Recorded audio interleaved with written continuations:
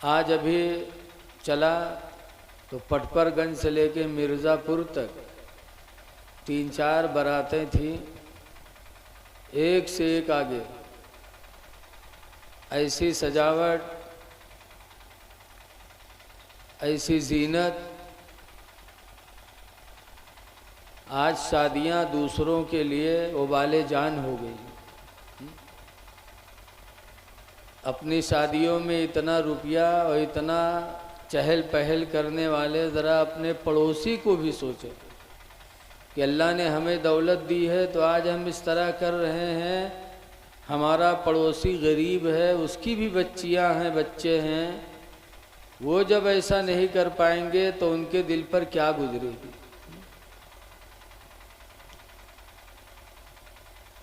शादी बहुत अच्छी चीज़ है। हदीस पाक में है,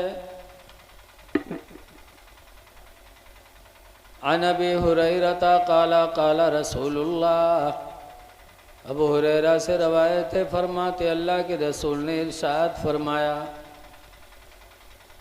मन तज़व्वज फ़क़द इस्तकमल निस्फ़द्दीन, जिसने शादी कर लिया उसने आधा दीन मुकम्मल कर लिया। जरा कम कर दे बेटा, भड़बड़ा रहा है, कम कर दो, बेहतर है। मन तज़व्वजा, जिसने शादी किया, फ़क़द इस्तकमल निस्फ़द्दीन, तो उसने आधा दीन मुकम्मल कर लिया। कितना बड़ा सवाब है शादी करने में। आधा दीन तो सिर्फ शादी करने से इंसान हासिल कर लेता। फलियत्तक़िल्लाह फ़ी निस्फ़िल बाक़ी, तो सरकार फरमाते हैं अब उसको आधी दीन में अल्लाह से डरना चाहिए। आधा दीन तो शादी से मिल गया, अब आधा दीन उसका बचा तो आधे दीन में खुदा से वो डरे। अब आधा दीन कौन बचा? इमाम ग़ज़ाली फरमाते हैं वो है रिस्क, रोज़ी। क्योंकि जिस्म के अंदर जो मैदा है, इमाम ग़ज़ाली फरमाते हैं वो शैतान का अड्डा है, शैतान का अड्डा है, शैतान वहाँ रहता है। जब हराम रोज़ी पहुँचती है तो शैतान खूब मचलता है, बड़ा खुश होता है, और जब हलाल रोज़ी मिल पहुँचती है तो मैदा छोड़कर शैतान भगता है। पता चला आधा दीन तो शादी करने में है और आधा दीन हलाल रोज़ी में है। रिस्क इंसान का जब अच्छा होता है तो उसकी सोच भी अच्छी होती है। आज 20-20 लाख रुपया लोग शादी में खर्च कर देते, और उनके बच्चों से अगर पूछो तुमने पढ़ा कितना है, नहीं पढ़े। कुरान है याद कि नहीं, इस्लामी तालीम है कि नहीं, नहीं याद है। मारहरा के गद्दी नशीन हुजूर नजीब हैदर मियाँ क़िबला कहा करते हैं जलसों में कि लोगों अपने बच्चों के शादी में कम खर्च करो और वही पैसा बचाकर अपने बच्चों की तालीम पे खर्च करो। अपने बच्चों को तालीम दो।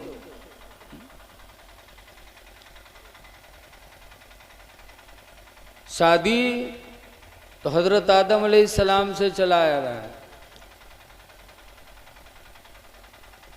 जन्नत में आदम अलैहिस्सलाम थे, लेकिन उनकी शादी हूर से नहीं हुई। हूरों से नेक इंसानों का निकाह होगा, लेकिन कब? क़यामत के बाद। क़यामत आने से पहले किसी हूर से किसी का निकाह नहीं हो सकता। इसलिए आदम अलैहिस्सलाम का निकाह जन्नत में किसी हूर से नहीं हुआ, उन्हीं के जिन्स से हव्वा पैदा हुई और हव्वा से आदम अलैहिस्सलाम की शादी हुई। हज़रत इदरीस अलैहिस्सलाम और शुहदा शहीद लोग जन्नत में हैं, लेकिन किसी हूर को हाथ नहीं लगा सकते। हूर मिलेगी कब? क़यामत आने के बाद। शादी आदम अलैहिस्सलाम से चली, तो शादी हम करें, बहुत अच्छी चीज़ है, बहुत सवाब है इससे। शादी का फ़ायदा क्या है? मेरे पैगंबर ने फरमाया है, अन अब्दुल्लाह इब्न मसूद क़ाला क़ाला रसूलुल्लाह, हज़रत अब्दुल्लाह बिन मसूद से रवायत है, फरमाते अल्लाह के रसूल ने इरशाद फरमाया, या माशर शबाब, ऐ नौजवानों, मन इस्तता मिनकुमुल बाअता, तुम में जिसको ताकत हो कि वो औरत से शादी करे, फलियतज़व्वज, तो चाहिए कि वो शादी कर ले। क्यों? फ़ायदा, फ़इन्नहु अग़द्दु लिलबसरी, इसलिए कि शादी निकाह को झुका देती है। जब इंसान शादी कर लेता तो निगाहें उसकी झुक जाती हैं, मतलब यह है कि उसकी निगाहें किसी की माँ बहन बेटी पे नहीं उठती। सबसे बड़ा फ़ायदा। और दूसरा फ़ायदा सरकार फरमाते वहसनु लिल फरुज, और वो शर्मगाह की हिफाजत करता है। जिसकी शादी हो जाती उसकी शर्मगाह ज़िना से बच जाती। इसीलिए निकाह आधी इबादत आधा दीन है। किसी की तरफ निगाह उठाना किसी माँ बहन पर, ये इस्लाम में ज़िना के बराबर है। इसीलिए हज़रत उस्मान गनी रज़ी अल्लाह ताला अन्हु की बारगाह में एक आदमी आया, सलाम किया तो हज़रत उस्मान गनी ने उससे मुंह फेर लिया। उधर आया, सलाम किया तो हज़रत उस्मान गनी ने इधर मुंह फेर लिया। फिर इधर आया, सलाम किया तो हज़रत उस्मान गनी कहते हैं, मैं तेरे सलाम का जवाब कैसे दे दूं? मुझे तो तेरे निगाहों में ज़िना दिखाई पड़ रहा है, तेरी आंखों में ज़िना का असर पड़ रहा है, मैं तेरे सलाम का जवाब कैसे दे दूं?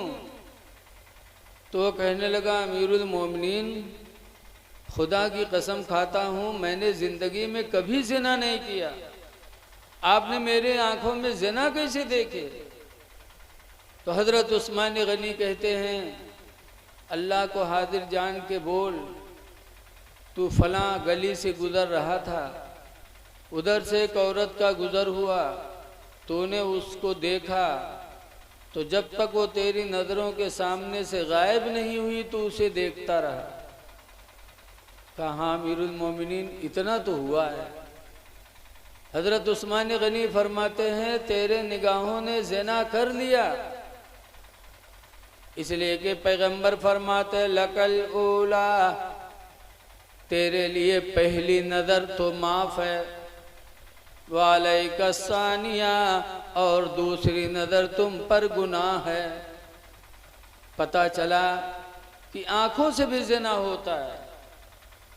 निकाह ये आँखों को झुका देती है, इसीलिए निकाह को आधा दीन बताया गया। लेकिन शादी होने के बाद भी अगर कोई इस तरह की हरकत करे तो वो बहुत बड़ा बदनसीब है। निगाहों का झुकना ये गुनाहों से बचने का ज़रिया है। जब हमारी निगाहें नीचे होंगी तो हम अपने दिल के नफ्स पर कंट्रोल रखेंगे, और जब निगाहें इधर उधर जाएंगी तो फिर हमारे दिल के इरादे गंदे होते रहेंगे।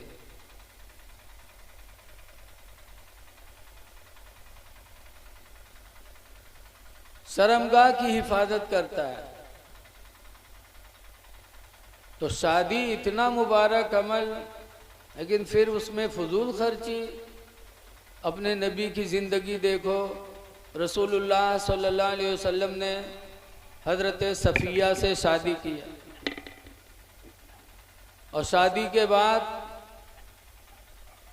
रोटी का मलीदा बनवाया और वही रोटी का मलीदा अल्लाह के रसूल ने मदीने पाक में तकसीम करवाया और फरमाया है मदीने के लोगों यही मेरा वलीमा है, वलीमा यही है मेरा।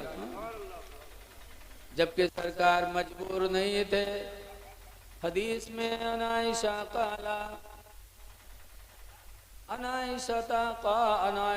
कालत काला रसूलुल्लाह, हजरत आयशा से रवायत फरमाते अल्लाह के रसूल ने इरशाद फरमाया कि आयशा सुनो, लौ शीतो लसारत मइया जिबालुज़्ज़हबे, आयशा अगर मैं चाह लूँ तो मेरे साथ सोने के पहाड़ चला करें, अगर मैं चाहूँ तो मेरे साथ सोने के पहाड़ चलें।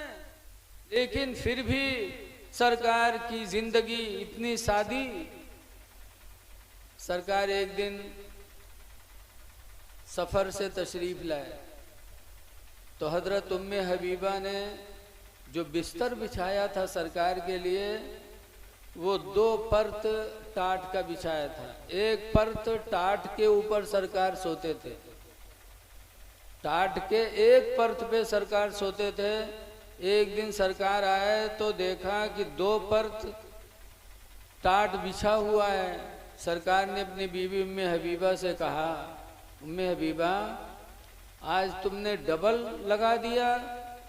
कि अल्लाह के रसूल आप काफ़ी लंबा सफ़र करके आ रहे हैं, इसलिए मैंने 2 परत टाट बिछा दिया ताकि आपके जिस्म को सुकून मिल जाए। सरकार फरमाते उम्मे हबीबा एक परत उठा लो, एक ही रखो, इसलिए कि जब बिस्तर ज़्यादा नरम होगा, लेटेंगे तो जिस्म को ज़्यादा आराम मिलेगा तो दिल गाफिल हो जाएगा, और जब दिल गाफिल होगा तो इबादत इलाही में कमी आएगी। अल्लाह के रसूल ने उम्मे हबीबा से एक परत टाट का उठवा दिया। ये सादा ज़िंदगी मेरे नबी की थी, किस लिए? तालीम उम्मत के लिए। इसलिए ऐ लोगों, अपने नबी की ज़िंदगी को नज़रों के सामने रखो। रसूलुल्लाह सल्लल्लाहु अलैहि वसल्लम को अल्लाह ताला ने इतना इख्तियार दिया था, इतना इख्तियार दिया था कि रवायतों में आता है कि ऐ महबूब तुम गम न करो, अगर तुम्हारी मर्जी होगी जो वो हम पूरा करेंगे। इसीलिए कुरान में है वला सौफ युतीका रब्बुका फतरदा, अनकरीब तुम्हारा रब तुमको इतना देगा कि तुम राजी हो जाओगे। तो ऐ लोगों, शादी ब्याह करो लेकिन इतना ज़्यादा खर्च न करो कि कहीं फजूल खर्ची के लिस्ट में ना आ जाओ। कुरान हकीम में इन्नल मुबज़्ज़िरीना कानू इख्वाना शयातीन, कि बेशक फजूल खर्ची करने वाले शैतान के भाई हैं। अल्लाह दौलत दे तो दिल से दुआ करो कि या अल्लाह दौलत दे तो उस्मान गनी जैसा दिल भी दे, उस्मान गनी जैसा दिल दे अल्लाह ताला। सहाबा को अल्लाह ने दौलत दिया तो किस तरह उन्होंने अपनी दौलत को खर्च किया। ऐ लोगों, आज हम भी उनकी ज़िंदगी को अपने नज़रों के सामने रखें। हज़रत इमाम मोहम्मद रहमतुल्लाह अलैह, इनका मदरसा चलता था। इतने मालदार थे इमाम मोहम्मद कि 300 मुनीम उनके यहाँ हिसाब के लिए रहते थे। कितने मुनीम? 300 मुनीम।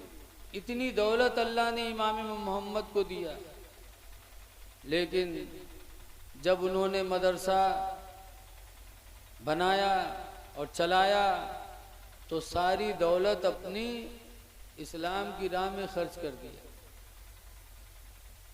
और एक दिन 2 रुपये की उनको ज़रूरत हुई तो घर में नहीं निकला। 2 रुपया जो था सब खर्च कर दिया। 2 रुपया की ज़रूरत पड़ी तो नहीं निकला, तो गए शहर के एक रईस के पास, मालदार के पास। कहा भाई हमें 2 रुपये की ज़रूरत है, तुम 2 रुपया हमको दे दो तो इसके बदले में हम दीन के 2 मसले बता दें आपको, मुझे ज़रूरत है। रईस दौलत में चूर था, उसने कहा जा जाओ मौलवी जाओ, मुझे मसले की ज़रूरत नहीं, जाओ। इमाम मोहम्मद बेचारे चले आए, लेकिन उस रईस शहर की एक लड़की थी, सिर्फ कोई औलाद नहीं, एक लड़की। एक दिन मियाँ बीवी लेटे थे तो बीवी ने कहा रस्मो रवाज बढ़ता जा रहा है, लोग शादियों में बेपनाह खर्च करते जा रहे हैं, एक लड़की है शादी होगी।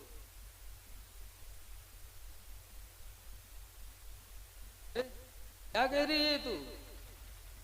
मैं अपनी लड़की के जहेज में दुनिया की सारी चीजें दूंगा। बीवी ने कहा रे क्या कह रहे हो, ऐसा मत कहो, सारी चीजें कहाँ दे सकते हो तुम? रईस ने घमंड में आके कहा सुन, मैं अपनी बच्ची की शादी में दुनिया की कुल चीजें दूंगा। कहा ऐसा मत बोलो, कहा मैं कुल चीजें दूंगा, अगर एक चीज रह गई तो तुझे तलाक है, तलाक है, तलाक। गुस्से में आकर के घमंड में कहा अगर एक चीज भी छूट जाए तो तुझे तलाक है, तलाक है, तलाक। खामोशी हो गई। जब लड़की बाली हुई, रिश्ते आए, रिश्ता तय हुआ, तो जहेज का सामान वो खरीदने लगा। दिन भर खरीदवाता और जब शाम को लिस्ट बनाता तो दुनिया की बहुत सी चीज़ें गायब। फिर दूसरे दिन खरीदवाता, फिर देखता, फिर गायब। भाई दुनिया में तो बहुत सी चीज़ें हैं ना, हा? जितनी चीज़ें अल्लाह ने पैदा की सब दुनिया में आ गई। शेर भी आ गया, भालू भी आ गया, हाथी भी आ गया, सांपो आएगा। तो फटारा कोई दी अपने बिटिया कहीं है? बोलो को दे दी? ट्रेन भी आए गए, हवाई जहाजों आएगा। दुनिया में कितनी चीजें हैं। जहेज खरीदते खरीदते सारी दौलत खर्च हो गई, फिर भी बहुत सी चीजें बाकी। तो परेशान। तो मौलाना लोगों से मसला पूछा कि मैंने इस तरह कसम खाई थी कि अगर दुनिया की एक चीज़ छूट गई तो तुझे तलाक है, तलाक है, तलाक है। मैं तो भिखारी हो चुका, सारी दौलत चली गई, लेकिन अब भी बहुत सी चीज़ें बाकी हैं। तो क्या मेरी बच्ची की शादी हो जाए और सब चीज़ न दे पाऊँ तो क्या मेरी बीवी मेरे निकाह में रहेगी कि नहीं रहेगी? मौलाना लोगों ने कहा जब तूने कसम खाई है तो एक चीज छूटेगी तो तेरी लड़की, तेरी बीवी तेरे निकाह से निकल जाएगी। सब चीज में बिच्छू, बिस्तुइया, बिच खोपड़ा, मेघा सब आएंगे कि नहीं आएंगे? बताओ तुम कहाँ से दे? बहुत परेशान, न बीवी को नींद, न शौहर को नींद। है अल्लाह, अगर बच्ची की शादी करता हूँ तो हम दोनों जुदा हो जाएंगे, और अगर शादी नहीं करता हूँ तो लड़की की जिंदगी बर्बाद होगी। मियाँ बीवी को रात रात नींद नहीं आती थी कि कैसे किया जाए। एक दिन बीवी ने कहा, है मेरे शौहर, एक दिन इमाम मोहम्मद आए थे, उन्होंने कहा था 2 रुपया दे दो, इसके बदले में हम दीन के 2 मसले बता देंगे। तुमने उनको ठुकरा दिया था। जाओ इमाम मोहम्मद से पूछो, हो सकता है इसका कोई जवाब निकाल। तो रईस शहर मजबूर हो के इमाम मोहम्मद के पास पहुंचा। इमाम मोहम्मद से पूरी बात बताई कि इस तरह मैंने कसम खाई है कि अगर लड़की की जहेज में एक चीज़ छूट गई तो तुझे तलाक है, तलाक है, तलाक है। मैंने जहेज खरीदा, भिखारी हो गया, कुछ नहीं रह गया, लेकिन दुनिया की बहुत सी चीज़ें बाकी हैं।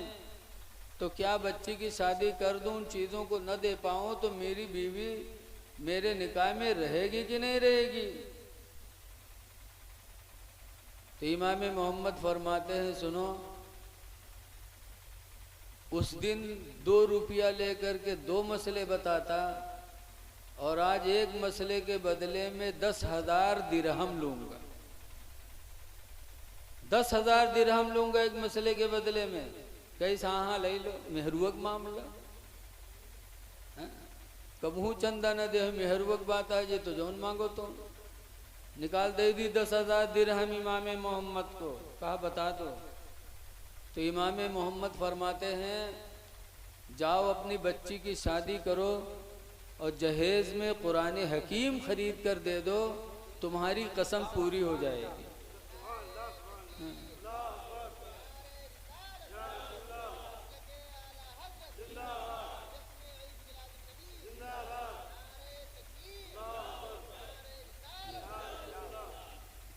कहा लड़की की जहेज में कुरान खरीद कर दे दो, तुम्हारी कसम पूरी हो जाएगी। कहा कैसे?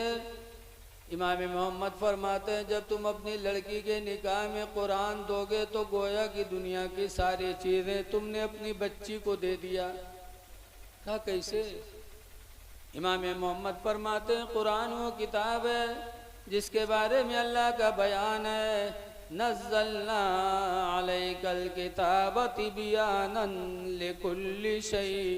ऐ महबूब, हमने तुम पर ऐसी किताब उतारी है जिसके अंदर हर चीज का बयान है। हर चीज का बयान है कुरान में। तो जब हर चीज का बयान है और कुरान अपनी बच्ची को खरीद कर दोगे तो अल्लाह ताला तुम्हारी कसम को पूरी कर देगा, गोया कि तुमने अपनी बच्ची को दुनिया की सारी चीजें अता कर दी। ऐ लोगों, कुरान दो बच्ची को, लेकिन जब पढ़ी नहीं होगी तो कुरान पढ़ेगी कैसे? इसलिए कुरान का पढ़ाना भी बच्चियों को जरूरी है। जब बच्ची कुरान पढ़कर जाएगी तो उसकी गोद मदरसा बनेगी। हुजूर फरमाते उतलुबुल इल्मा मिनल महदे, माँ की गोद से तुम इल्म दीन सीखा करो। इमाम हम्बल का कौल है, सरकार का फरमान नहीं। इमाम अहमद बिन हम्बल फरमाते उतलुबुल इल्मा मिनल महदी, माँ की गोद से इल्म हासिल करो। जब माँ पढ़ी लिखी होगी तो उसकी गोद मदरसे का काम करेगी। लेकिन आजकल हमारी माँ बहनें दीन से दूर हैं।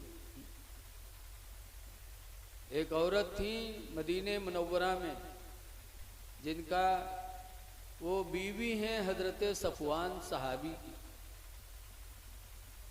सफवान की बीवी एक दिन सरकार के पास आए, कहने लगे, अल्लाह के रसूल, मेरे शौहर सफवान को समझा दो। कहा क्या हुआ? कहा जब मैं नमाज पढ़ती हूँ तो मुझे मारते हैं, रोज़ा रखती हूँ तो मेरा रोज़ा तोड़वा देते हैं। तो सरकार ने सफवान को बुलाया। कहा सफवान, ये तुम्हारी बीवी कहाँ है? कहा नमाज पढ़ती तो मारते हो? कहा जी। कहा रोज़ा रखती तो रोज़ा तोड़वा देते? कहा जी। कहा क्यों? तो सफवान का जवाब सुनो।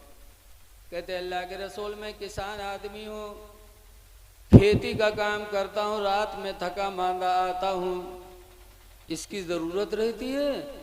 और ये नमाज ईशा के बाद 2 रकात की नियत बांधती है।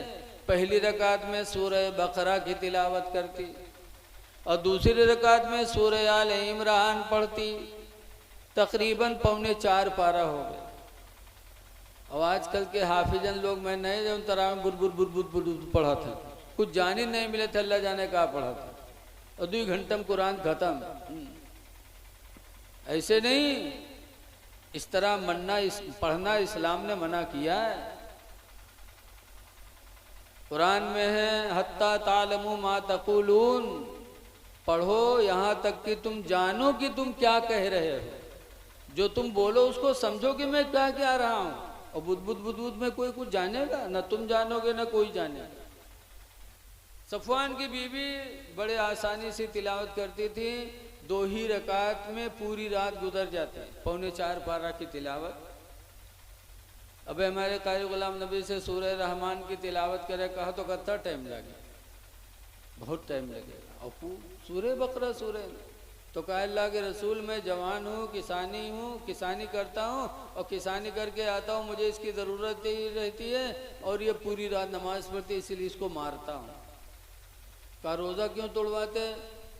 कहा या रसूल अल्लाह साल में सिर्फ 5 दिन ये रोज़ा नहीं रखती, ईद, बकरा ईद और 11, 12, 13 ज़िलहिज 5 दिन के अलावा यह पूरे साल रोज़ा रहती है, पूरे साल रोज़ा रहती है। और मैं किसान आदमी कभी दिन में पानी लगा के आता हूँ 12 बजे 1 बजे, और जब आता हूँ तो ये रोज़ा रखी रहती है, मुझे इसकी ज़रूरत रहती है, इसलिए इसका रोज़ा तोड़वाता हूँ। तब सरकार ने फरमाया आए सफ़वान की बीवी सुनो, ये तुम्हारा शौहर है, रात में इबादत करो लेकिन कम करो और अपने शौहर के हक को अदा करो, और दिन में रमज़ान के अलावा नफली रोज़ा बग़ैर शौहर की इजाज़त के औरत के लिए जायज़ नहीं। जब तक शौहर इजाज़त न दे रमज़ान के अलावा कोई रोज़ा नफली औरत नहीं रख सकती।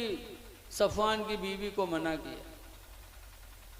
तो जब सफ़वान की बीवी नहीं जीत पाई तो कहा था अल्लाह के रसूली फजर नहीं पढ़ते, ये फजर में सोते रहते।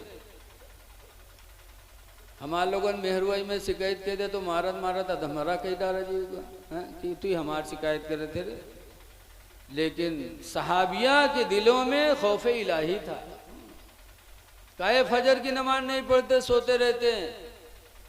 तो सरकार ने सफ़वान को मारा नहीं, न डांटा। कहा क्यों नहीं पढ़ते हो? कहा अल्लाह के रसूल किसान आदमी हूँ, मेहनत करता हूँ, कभी कभी आंख लग जाती नहीं खुलती, सो जाता। तो सरकार फरमाते हैं ठीक है, जब आंख खुले तो वक्त रहे तो अदा पढ़ लो और वक्त ना हो तो कज़ा पढ़ लिया करो, लेकिन पढ़ा करो। सरकार ने लान तान नहीं किया। और आज हम लोग अगर इमाम साहब के एक को फजर छूट जाए तो फिर उनके नौकरी खतरे में है। गांव जत्ते बुढ़वा है सब कहीं बहुत चर्बी आएगा कि आंखें नहीं खुलती का भगाओ यहाँ से। और बुढ़वा ही नहीं सोचा था कि जवान हम रहें तो हम का करीत रहे।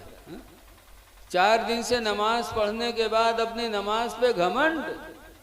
जब रसूलुल्लाह ने अपने सहाबी सफ़वान को नहीं डांटा, फरमाया ठीक है शरीयत का हुक्म है, आंख लग गई सो गए तो शरीयत का हुक्म नहीं है, आप पर नहीं लगेगा। जब आप बेदारी की हालत में हो फिर नमाज छोड़ें तो आप पर गुनाह है। फरमाया वक्त हो तो अदा कर लो, वक्त ना हो तो कज़ा पढ़ लो। इसी तरीके से इमाम भी है। अगर इमाम की तरह फजर छूट जाए तो हम उसको लान तान न करें, रुसवा न करें, बल्कि हम नबी की जिंदगी को सामने रखें। लेकिन आजकल देखा जाता है 4 महीना नमाज पढ़ेंगे तो अपने आप को वली से कम नहीं समझेंगे। इसीलिए गुलसिता में शेख सादे ने लिखा है कि मुल्क बगैर मुल्क बर्बाद है। कौन मुल्क? जिसके बादशाह में सब्र न हो। जिस मुल्क का बादशाह सब्र करने वाला न हो वो बर्बाद। और एक जाहिद बर्बाद है, इबादत करने वाला। पूछा गया कौन इबादत करने वाला बर्बाद है? तो कहा वो इबादत करने वाला बर्बाद है जिसके अंदर इल्म न हो। बगैर इल्म के इबादत करने वाला बर्बाद, और बगैर सब्र के मुल्क बर्बाद जिस बादशाह के अंदर सब्र न हो।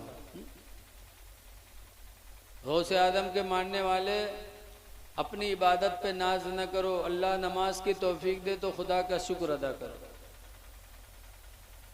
हजरत गौसे आदम ने 40 साल तक ईशा की वजू से फजर की नमाज पढ़ी थी। 40 साल सोए नहीं। तो शैतान एक दिन पहुंचा जुब्बा कुब्बा बना के, बड़ा नूरानी चेहरा, लंबा तड़ंगा बन के पहुंचा। कहा गौस मैं तुम्हारा खुदा हूँ। माअल्लाह। कहा मैं तुम्हारा खुदा हूँ, 40 साल से तुम ईशा के वजू से फजर पढ़े हो, 40 साल तक सोए नहीं। मैं तुम्हारा खुदा हूँ, आज से मैंने नमाज माफ़ कर दिया, अब पढ़ने की ज़रूरत नहीं, माफ़ है। हम लोग हुए तो कहते हाँ यार बहुत मेहनत किया है, सही बात, बहुत पढ़े, लेकिन गौसे आदम ने क्या कहा, ला हौला वला कुव्वता इल्ला बिल्लाह, तू खुदा नहीं हो सकता, तू शैतान है। जब नमाज अल्लाह ने मेरे नबी को माफ़ नहीं किया तो हम उम्मती हमको कैसे माफ़ हो जाएगी? जब अल्लाह ने नमाज नबी को ना ही माफ़ किया तो उम्मती से नमाज कैसे माफ़ हो सकती है? पता चला गौसे आदम को अपनी नमाज पे घमंड नहीं था। इसीलिए हजरत शेख सादी शिरादी हज करने के लिए गए तो हरम में सो रहे थे, रात में एक बड़ी दर्द भरी आवाज़ रोने की कानों में पहुंची तो शेख सादी उठ पड़े और रोने वाले को तलाश करने लगे। तलाश करते करते खाने काबा के दरवाजे तक पहुँचे तो देखा कि एक नौजवान है जो खाने काबा के दरवाजे की जंजीर को दोनों हाथों में पकड़ के और रो रो के कहता है कि या अल्लाह, अगर मेरे अमाल तेरी जनाब में कबूल हो तो क़यामत के दिन मेरे आँखों में रोशनी देना, और या अल्लाह मेरे अमाल कबूल ना हो तो क़यामत के दिन मुझे अंधा बना के उठाना। शेख सादी ने उस नौजवान से पूछा, मनंता, तू कौन है? तो कहा, इसमी अब्दुल कादिर जीलानी, मेरा नाम अब्दुल कादिर जीलानी है, मैं गौस पाक हूँ। बताओ, 40 साल ईसा के वजू से फजर की नमाज पढ़ी लेकिन नाज नहीं है, खुदा के घर में दुआ मांगते हैं, अल्लाह अगर मेरे अमाल तेरी बारगाह में कबूल हो तो क़यामत के दिन आंखों में रोशनी देना, और अगर मेरे अमाल कबूल न हो तो क़यामत के दिन मुझे अंधा बना के उठाना। पता चला इंसान नमाजें पढ़े, सदका करे, खैरात करे, कुरान पढ़े, लेकिन इस पे नाज न करे। ये नेकियां हैं, इनको ऐसा छुपाओ जैसे दौलत कमा के छुपाई जाती है। बहरहाल कामयाब वही है जिसने अल्लाह और अल्लाह के रसूल की इताअत की। आज हमारे नौजवानों का माशरा बिल्कुल अलग थलग होता जा रहा है। क्यों? उसकी कुछ वजहें। एक हदीस में अन उसामत अपनी ज़ैदिन, हज़रत उसामा बिन ज़ैद से रवायत है, काला काला रसूलुल्लाह, उसामा बिन ज़ैद कहते हैं कि अल्लाह के रसूल ने इरशाद फरमाया, मा तरक्तु मिन बादी फितना, हुज़ूर फरमाते मैंने अपने बाद कोई फितना नहीं छोड़ा, अदर्र अल रिजाल मिनन निसा, जो ज़्यादा नुकसान हो, सबसे ज़्यादा नुकसान देह फितना। सरकार फरमाते मेरे बाद कोई फितना नहीं है, मैंने कोई फितना नहीं छोड़ा मगर एक है, वो क्या है कि अदर्र अल रिजाल मिनन निसा, जो मर्दों पर ज़्यादा नुकसान देह है औरतों की वजह से, कि औरतों का फितना मेरे बाद ज़्यादा होगा। सरकार के ज़माने में औरतों का फितना नहीं था, क्योंकि सरकार की बरकत से औरतों के दिल भी पाक साफ थे।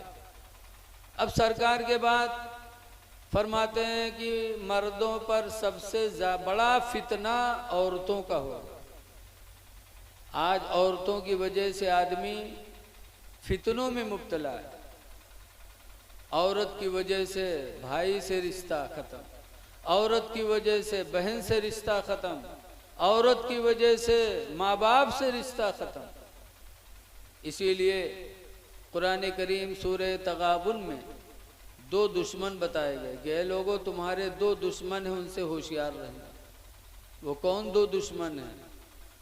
अल्लाह ने कुरान में फरमाया, या अय्युहल्लज़ीना आमनू, ईमान वालो, इन्ना मिन अज़वाजिकुम व औलादिकुम, बेशक तुम्हारी बीवियां और तुम्हारे लड़के, अदुव्वल लकुम, ये दोनों तुम्हारे दुश्मन हैं।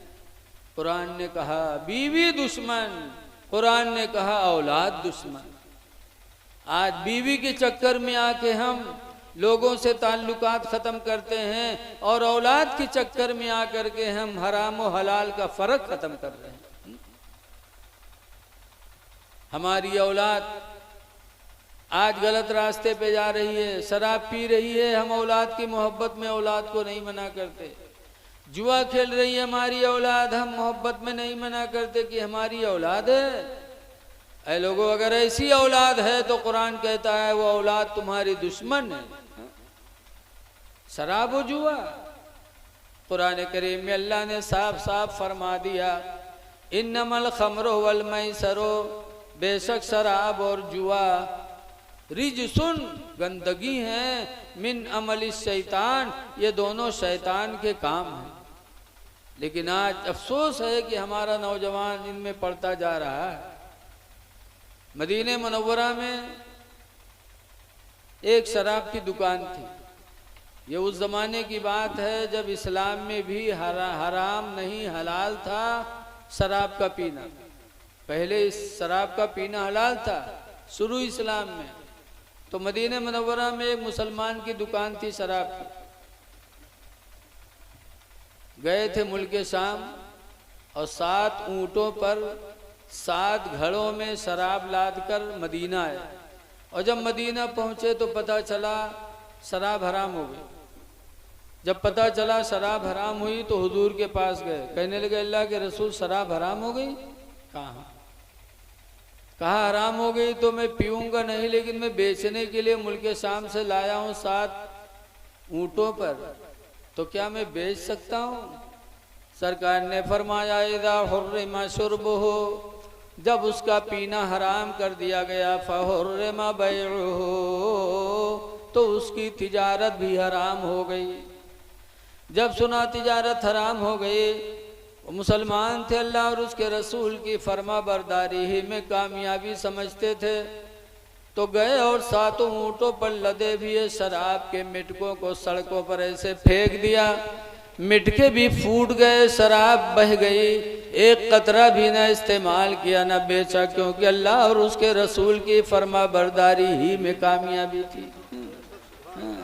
अल्लाह रसूल ने जो हुक्म दिया उसी में हमारी कामयाबी हो सकती है। ऐ लोगों, सहाबे किराम के नक्शे कदम को अपनाओ। सरकार फरमाते हैं सहाबी कन्नुजूम, मेरे सहाबी आसमान के तारों की तरह हैं। बिअय्यिहिम इक़्तदैतुम इह्तदैतुम, मेरे सहाबा में तुम किसी एक की पैरवी करोगे तो हिदायत पा जाओगे। इसलिए शराब और जुआ से हम अपने आप को बचाएं। एक इंसान दूसरे इंसान को तकलीफ न दे। सरकार से एक दफ़ा पूछा गया अल्लाह के रसूल, क़यामत में अल्लाह के नज़दीक सबसे महबूब बंदा कौन होगा? अल्लाह सबसे ज़्यादा मोहब्बत किससे करेगा? तो सरकार ने फरमाया कि क़यामत में अल्लाह के नज़दीक सबसे महबूब बंदा वही होगा जो लोगों के दिलों को खुश करता होगा। जो दुनिया में किसी के दिल को खुश कर दे, अल्लाह का वो महबूब हो जाता है। अब आज हम कुछ दे के नहीं खुश कर पाते। खुश करना तो छोड़ दो, खुश करने के बजाय हम पीठ पीछे बुराई करते हैं, पीठ पीछे रुसवाई बयान करते हैं। अल्लाह की रज़ा कब नसीब होगी? याद रखो, पीठ पीछे बुराई करना, इधर की उधर लगाना कितना बड़ा गुनाह है। कुरान में अल्लाह फरमाता है वैलुल लिकुल्लि हुमज़तिल लुमज़ा, हिलाकत है, बर्बादी है उस शख्स के लिए जो लगाई बुझाई करे। लगाई बुझाई इधर की उधर, उधर की इधर करना, ये हिलाकत है। और ये काम कौन करता? अल्लज़ी जमअ मालन वअद्ददा, ये काम वही आदमी करता जो माल को गिन गिन के जमा कर लेता।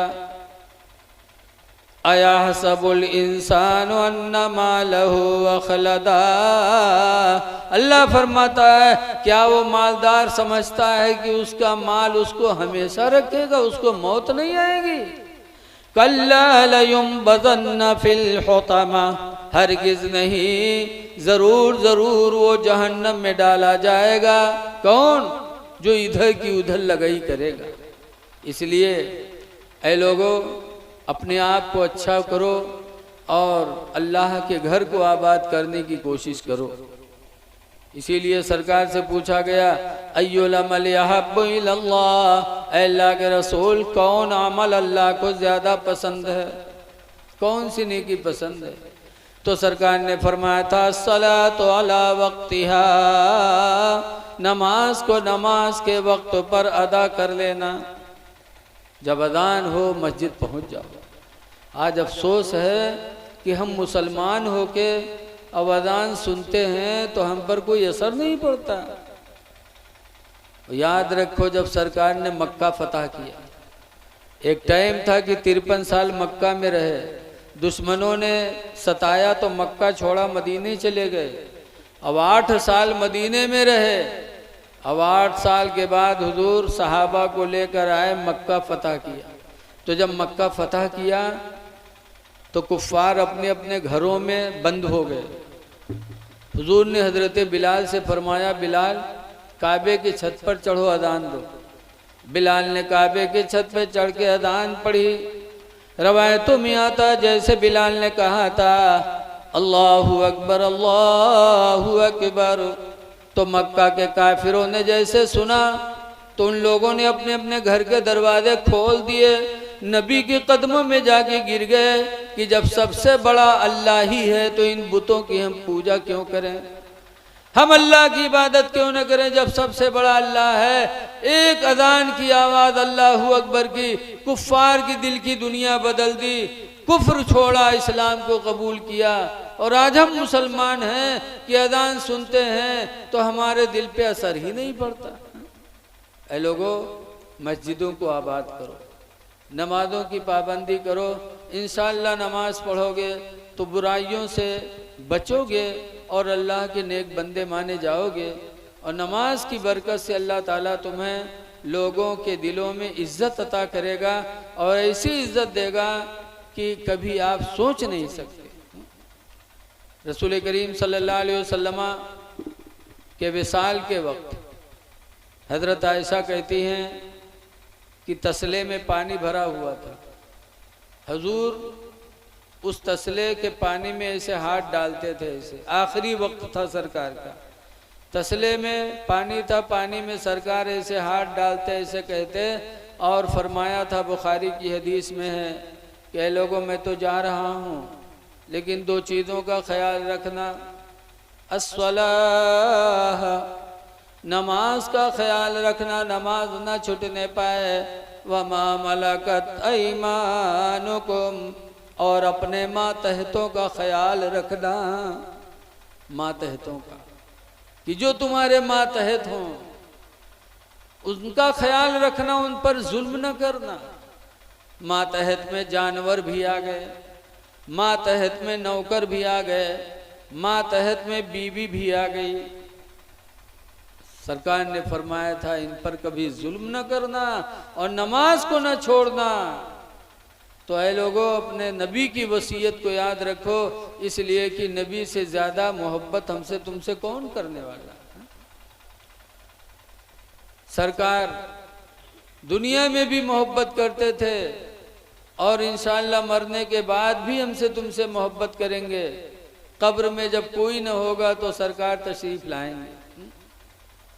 आला हजरत फरमाते हैं कि कब्र में लहराएंगे ता हशर चश्मे नूर के, कब्र में लहराएंगे ता हशर चश्मे नूर के, और जलवा फरमा होगी जब तलअत रसूलुल्लाह की, जलवा फरमा होगी जब तलअत रसूलुल्लाह के। वो जहन्नम में गया जो उनसे मुस्तगनी हुआ, वो जहन्नम में गया जो उनसे मुस्तगनी हुआ,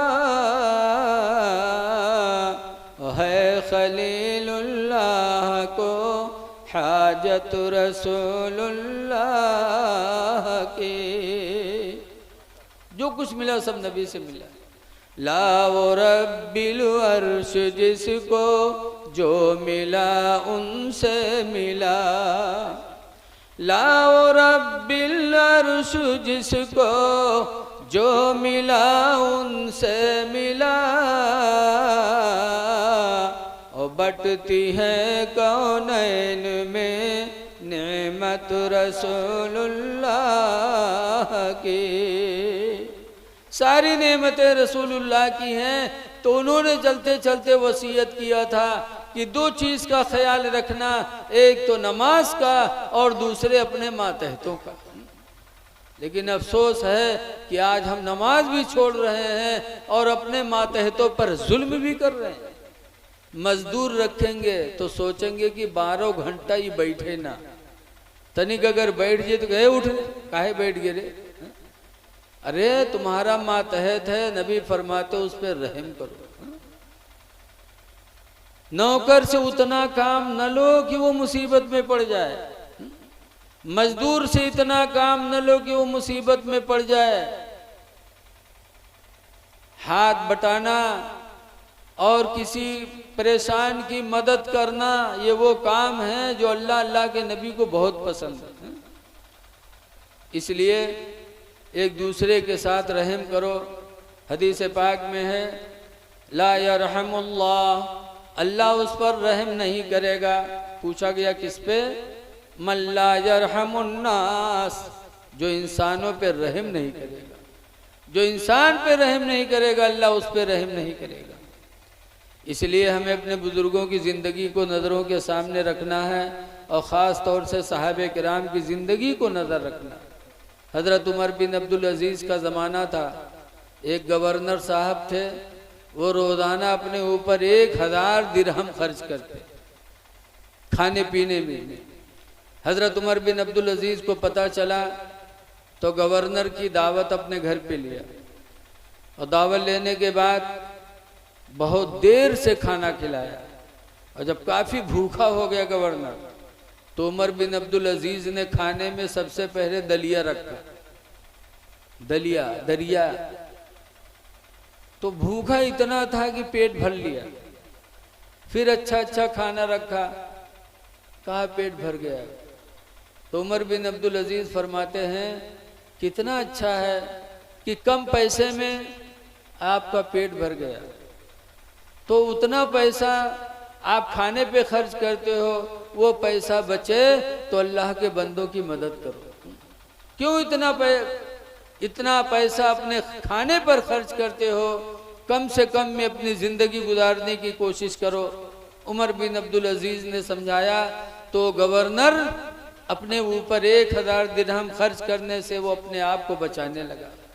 साहबे किराम हमेशा अच्छी तालीम देते थे। हज़रत उमर बिन अब्दुल अजीज़ रहमतुल्लाह अलैह का एक दिन मेहमान आया।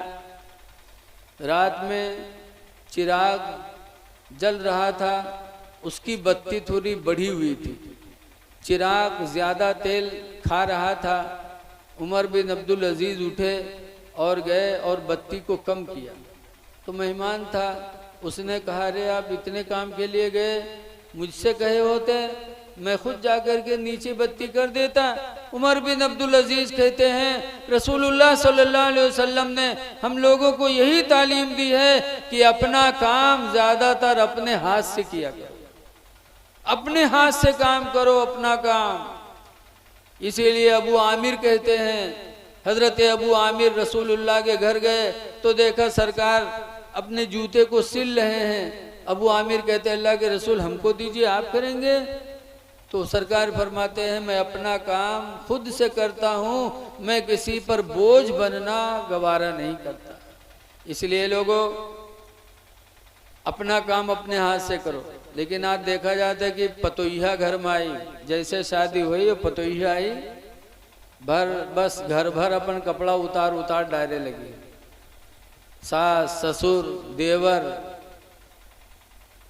जेठ सब अपन कपड़ा उतार उतार डरे। वही में नंदा उतराए लागा था, नंदवा उठा अपन सलवार जंपर फेंके लागा था। बता, अरे वो धोबिन हुए लेके आए कि पतोहिया लेके आए।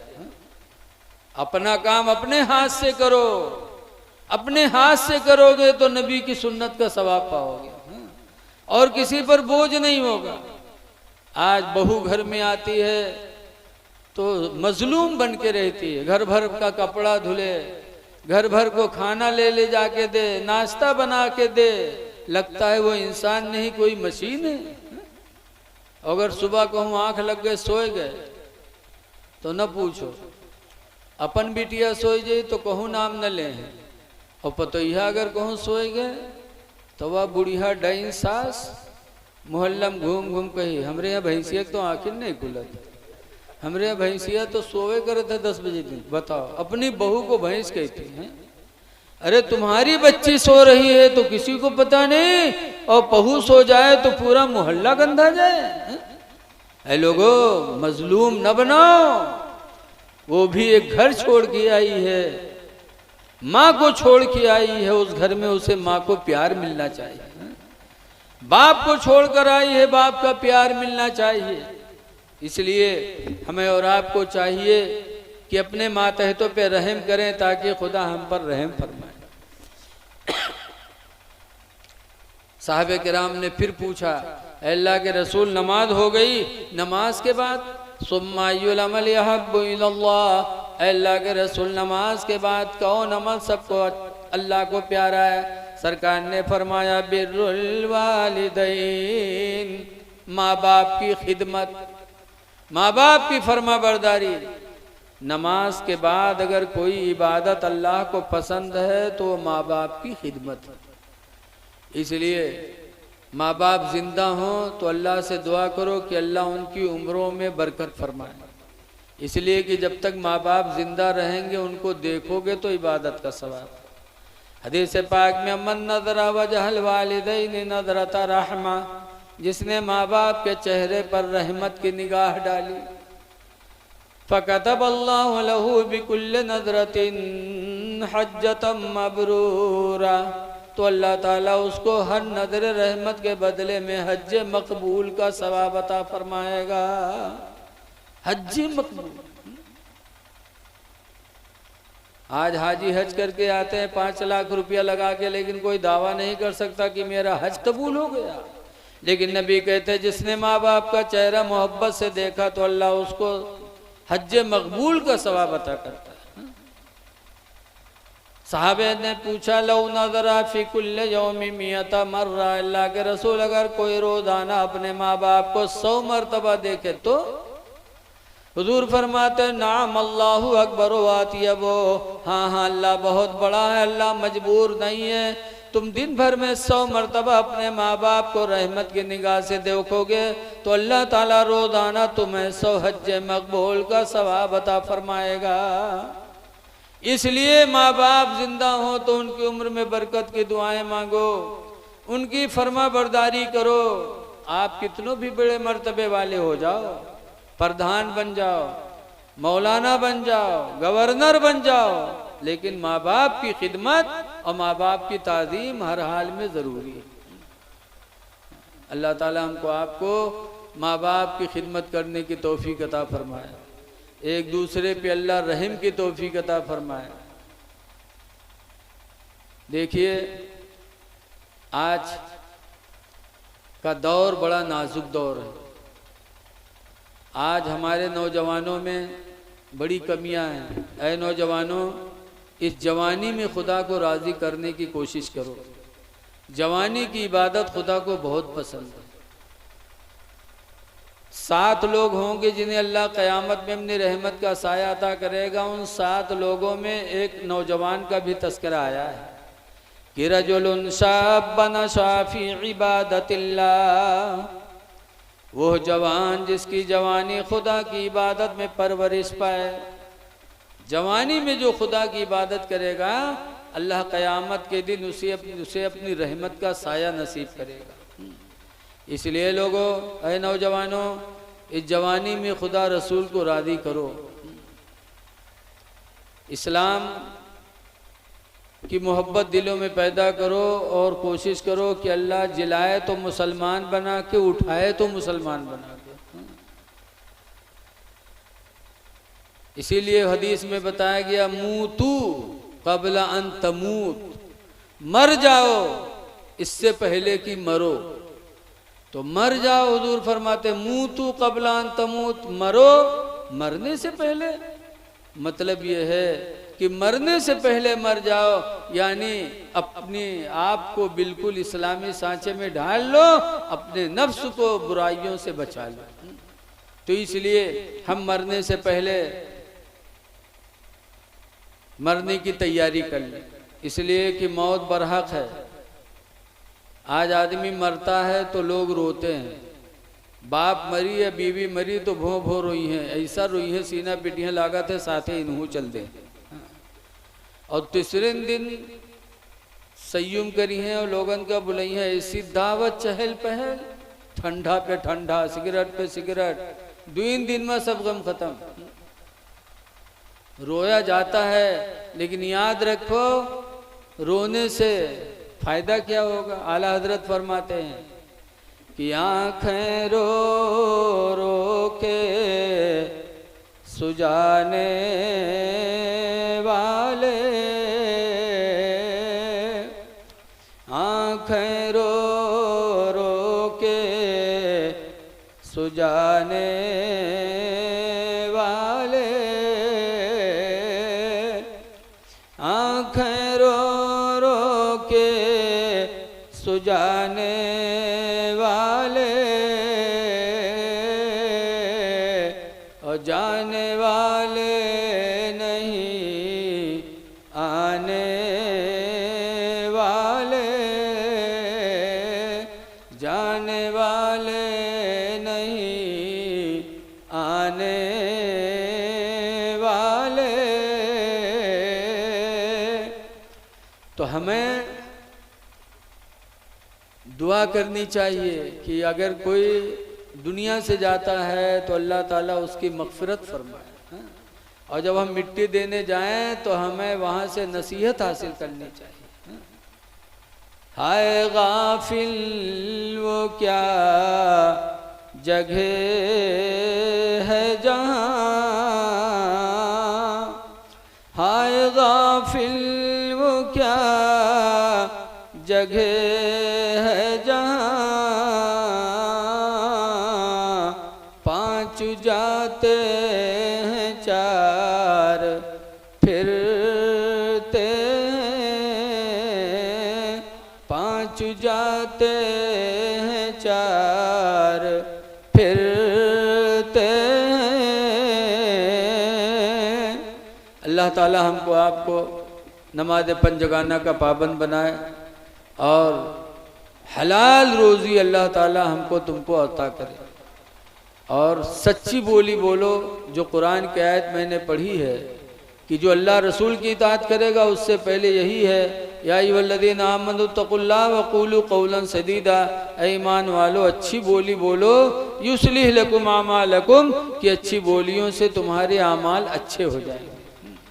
अच्छी बोलोगे तो भला, अच्छी बोली बोलोगे तो इंशाअल्लाह उसकी बरकत दुनिया में भी नसीब होगी। एक बात कह के मैं अपनी तकरीर ख़त्म कर रहा हूँ। एक आदमी था बड़ा पापी, बड़ा नालायक, हर थाने में यह उसके नाम लिखा रहा है, रोज़ाना पुलिस का खेदत रहा, अपने घरे नहीं सोए, हियाँ हुआ परा रहा है, कहूँ खरियाने में कहूँ कहूँ। बहुत तंग आ गया तो एक दिन हजरत शिबली अली रामा के पास गया, कहा हुजूर पुलिस मेरा पीछा करती है, हर थाने में नाम लिखा है, मैं बहुत परेशान हूँ, आज मैं शर्मिंदा हूँ, मैं अपने गुनाहों से तौबा करने का इरादा रखता हूँ, क्या अल्लाह मेरी तौबा कबूल करेगा। तो शिबली ने एक हदीस सुनाई, कहा बेटा अगर तू सोचता है तो तौबा कर ले। हदीस में तौबा की बड़ी फजीलत है। अत्ताइबो मिनज़ ज़ंबी, गुनाह से तौबा करने वाला, कमल्ला ज़ंबला, उस इंसान की तरह हो जाता जिसने गुनाह ही न किया हो। कर ले तौबा, अल्लाह सारे गुनाह माफ़ कर देगा। तो तौबा किया, हजरत शिबली से मुरीद हो गया। अब वो सोचे कि सब गुनाह ख़त्म हो गए, तो थाने से दरोगा जी के रजिस्टर से नामों चला गया हुई, लेकिन गुनाह ख़त्म हो जाए, दरोगा जी के रजिस्टर से नाम कहाँ चला जाए। और समझे सब खत्म। बड़े मगन से आवा अपने घर में लेटा कि अब को पूछी, अल्लाह की मर्जी वही दिन पुलिस पहुंच गए। जब छापा डाले तो ये घर से भगा, सोचिस कहाँ चले जाए। तो सोचा लाओ शिबली के यहाँ जाऊँ, जिनसे मुरीद हुआ हूँ, तौबा किया हूँ। वहाँ पहुँचा, रात में कहा हुजूर बचाइए बचाइए, पुलिस पुलिस।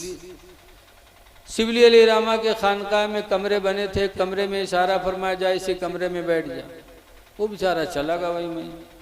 थोड़ी देर बाद पुलिस जब घर में नहीं पाए, पीछा करते करते खानकाह पहुंच गई। पुलिस ने पूछा कि हजरत यहाँ कोई फला नाम का आदमी आया है? हजरत ने फरमाया हाँ हाँ आया है। कहा कहाँ? कह दे कमरा में बैठे। जब कहा कमरे में बैठा है तो कही या अल्लाह रहम करी तो बड़ा दुश्मन निकला, अच्छा बिठा के पकड़वाए दे। हाँ। लेकिन पुलिस कमरे में गई, पूरा कमरा ऐसे देखा, वो बैठा पुलिस को देखता रहा, लेकिन पुलिस उसको नहीं देख पाई। तो पुलिस निकली, कहा वो बहुत 420 से आपको भी चकमा दे के चला गया, यहाँ नहीं। तो शिबली अली रामा कहते नहीं नहीं जाओ, तो उसी में बैठा है, उसी में है। जब फिर भेजा तो फिर कहता या अल्लाह बचा ले, तो बगैर पकड़वाए नहीं मानेगा, या अल्लाह रहम कर दे। फिर पुलिस गई और पुलिस ने इधर उधर देखा, वो बैठा पुलिस को देखता रहा, लेकिन पुलिस उसको न देखी। फिर पुलिस आई, कहा हुजूर वो यहाँ नहीं, चला गया। पुलिस चली गई तो वो कमरे से निकला और आया, हजरत शिबली से कहता है कि तुमसे बड़ा दुश्मन हमारा दुनिया में कोई नहीं है। कहीं का है? कहीं तुम पकड़वाए में कोई कसर नहीं छोड़ी, तो कहो वो मुझे देख नहीं पाया। तो हजरत शिबली फरमाते बेटा वो मेरे सच बोलने की बरकत थी, मैंने सच बयान दे दिया तो अल्लाह ताला ने सच्चाई की बरकत से तुझे पुलिस की निगाहों से छुपा लिया। अगर मैं झूठ बोला होता तो यकीनन पुलिस तुझे पकड़ लेती, तो पुलिस की मार तेरे ऊपर पड़ती और मैं झूठ बोलने की वजह से जहन्नम में जाता। सच बोली बोली जिसकी वजह से अल्लाह ताला ने तुझे पुलिस की निगाहों से छुपा लिया। पता चला सच्चाई में बड़ी बरकत है। एक गुनहगार इंसान तौबा करके सिद्क दिल से एक अल्लाह के वली का दामन पकड़ लिया तो पुलिस की मार से अल्लाह ने उसे बचा लिया। अगर हम सच्चे दिल से अपने नबी से मोहब्बत करेंगे तो इंशाअल्लाह दुनिया में भी बलाओं से बचेंगे और आखिरत में अजाब के फरिश्तों से भी बचेंगे। आला हजरत इमाम अहले सुन्नत फरमाते हैं कि ढूंढा ही करें सदुर क़यामत में सिपाही, या रसूल अल्लाह ढूंढा ही करें सदुर क़यामत में सिपाही, वो किसको मिले जो तेरे दामन में छुपा हो। तो अपने नबी से सच्ची मोहब्बत करो, अपने पीर से सच्चा लगाव पैदा करो, इंशाअल्लाह इनकी निगाहें हम पर तुम पर रहेंगी तो दुनिया भी अच्छी होगी, आखिरत भी अच्छी होगी। आखिरी गुजारिश कि अल्लाह की रोज़ी खाते हैं, तरह तरह की अल्लाह नेमतें खिला रहा है, तो उसका हम शुक्र ज़रूर अदा करें। और शुक्र अदा करने का बेहतर तरीका यही है कि हम नमाज़ पढ़ें, अपने चेहरों पे दाढ़ी रखा लें, इसलिए कि दाढ़ी कब्र में नूर का सहारा है। हदीस में है जिसके चेहरे पे दाढ़ी होगी उसकी कब्र मुनव्वर होगी। दाढ़ी मुसलमान की निशानी है, इसीलिए सरकार ने फरमाया था वाफ़ुस्सवारिब, ऐ मेरे मानने वालों तुम मोछों को कतरवा डालो, वाफ़ुल्लुहा, और दाढ़ी को बढ़ा लो।